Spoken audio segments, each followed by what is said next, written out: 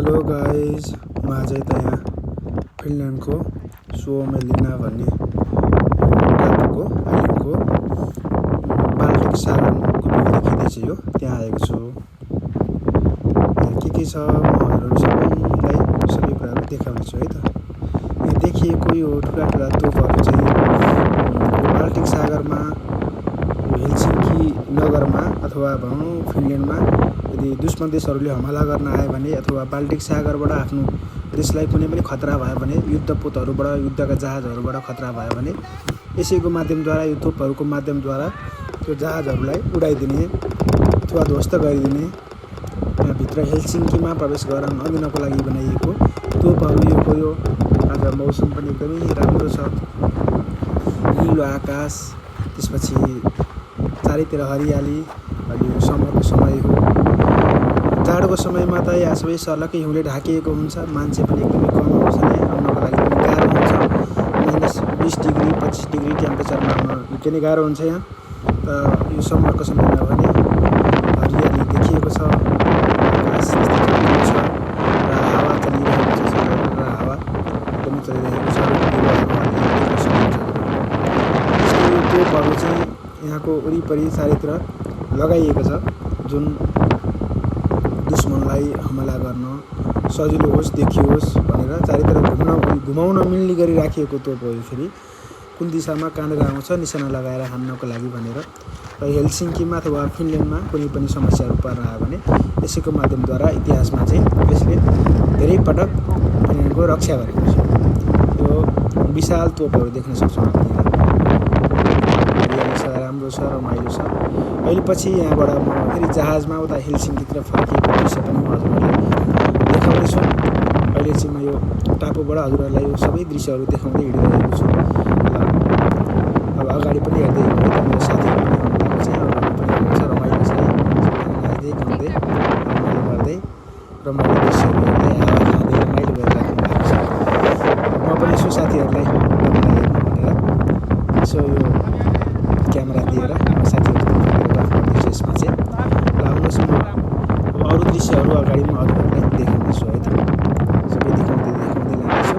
अब हावाको कारणले गर्दाखेरि बोली धेरै स्पष्ट नआउन सक्छ, तर पनि म हजुरहरूलाई सबै दृश्यहरू देखाउँदै लानेछु। हेरेर अन्तिमसम्म हेरेर साथ दिनुहोला, लाइक गर्नुहोला, सब्सक्राइब गर्नुहोला।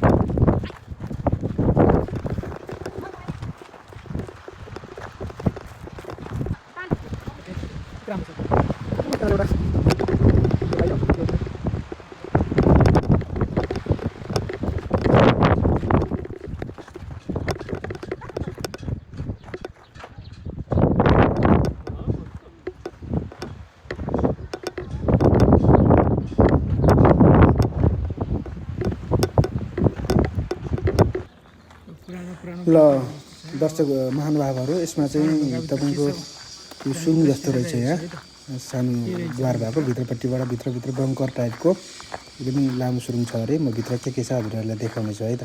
ल आउनुहोस्, भित्र सँगै हामी सँगै जानु भित्र हेरौँ के छ है। भित्र भएको सबै कुरा देखाउँछु म। लामो छ अरे, अन्तिमसम्म हेर्नु होला है त।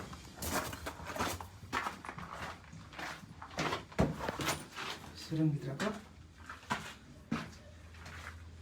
ढुङ्गाहरू छ।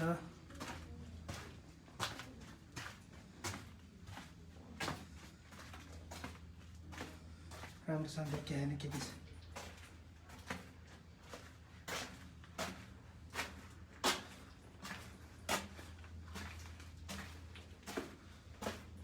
तर केही पनि देखिएन है।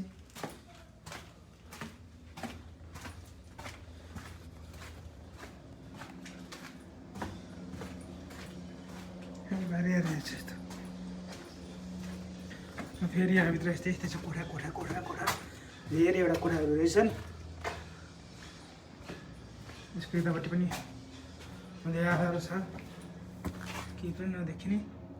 भित्र कहाँसम्म गएको छ भने लाइट छैन, अँध्यारो छ। यतातिर नजाउँ, यतातिर कोठा कोठा भएकोतिर जाउँ। के छ थाहा हुन्छ, ठ्याक्कै चिसो हावा आइरहेको छ। यतातिर पनि ढुङ्गा यस्तो पहिला पहिला युद्ध लड्नको लागि बनाएको सुरुङ जस्तो। यताबाट चाहिँ यो चाहिँ भित्रपट्टि, यतापट्टि चाहिँ बाहिरपट्टि हो। यो भित्रभित्रबाट पहिला सैनिकहरू हिँड्नको लागि होला सायद। यो एकदमै राम्रो बलियो छ। कोठै कोठा छ धेरैवटा।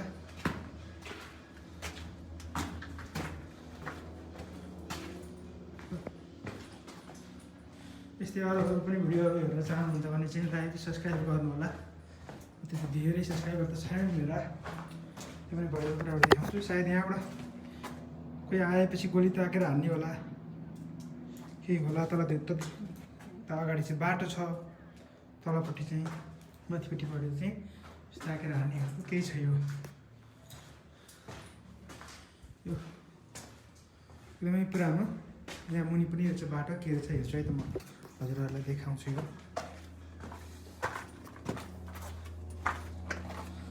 पुरै यस्तो छ, निहुरेर हिँड्नुपर्ने रहेछ। टन्नै छ भित्रभित्र, कहाँ पेएको छ कस्तो छ केही थाहा छैन, अँध्यारो छ।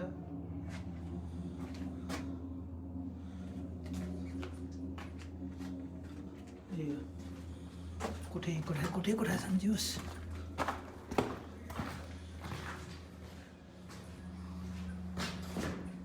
मलाई चाहिँ राम्रो लाग्यो है।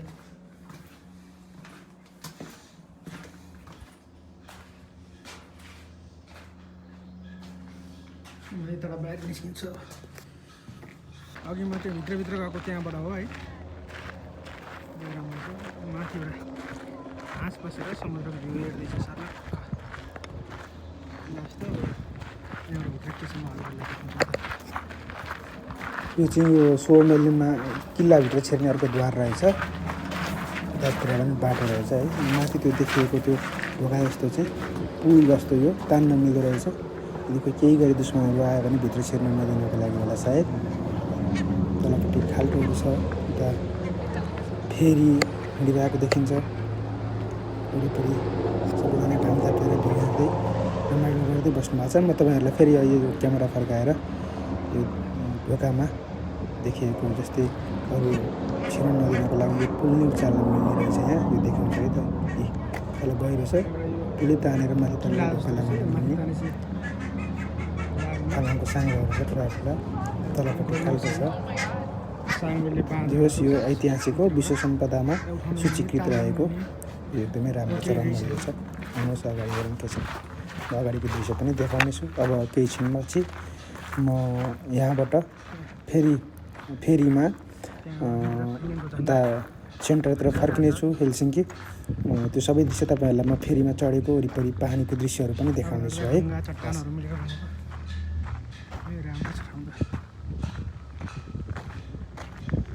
यसको अगाडि म भित्रभित्र सुरुङ सुरुङ हिँडेर हजुरहरूलाई देखाएको थिएँ मैले।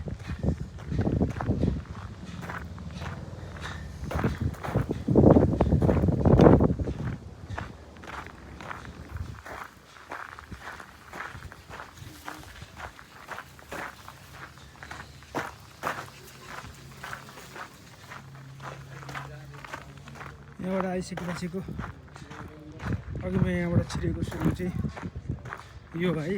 यहाँबाट छिरेकोमा यसको भित्र गएर